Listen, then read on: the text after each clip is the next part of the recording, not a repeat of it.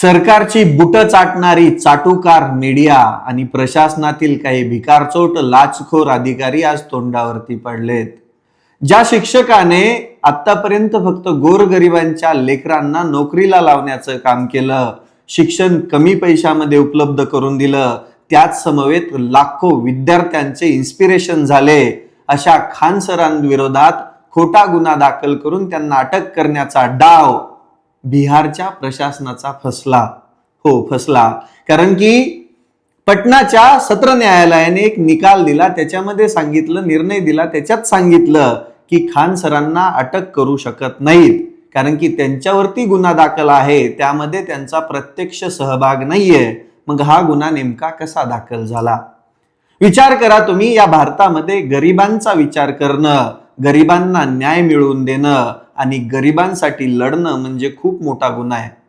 एक चाटुकार मीडियातली चाटुकार पत्रकार हे ऑनलाईन शिकवणाऱ्या विद्यार्थ्यांना दो कवडीचं सांगते, तिची अक्कल आणि तिची लायकी तर कवडीची पण नाहीये। तिथून ही कॉन्ट्रोवर्सी सुरू होते आणि त्याच्यानंतर प्रशासनाला विकत घेऊन या ट्युशनच्या मंडळीमध्ये काहीतरी वाद होतात। याच्यामध्ये खान सरचा कोणताही सहभाग नसताना त्यांच्यावरती आर्म्स ऍक्ट सारखा गुन्हा दाखल केला जातो। हे कोर्टाच्या पण लक्षात आलं। कोर्टाने खान सरांच्या अटकेवरती रोक लावला, प्रतिबंध लावला, परंतु कोर्टाने टिप्पण लिहिताना सांगितलं की प्रत्यक्ष गुन्ह्यामध्ये सहभाग नसताना नेमका गुन्हा कसा दाखल झाला।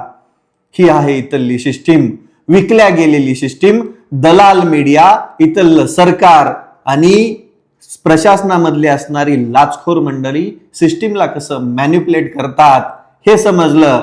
पण एक मात्र नक्की आहे, भारत देश भारतीय संविधानावरती चालतो, तो संविधानावरतीच चालत राहणार आणि नेहमी विजय हा सत्याचाच होणार। आम्ही कायम खान सरांसोबत आहोत।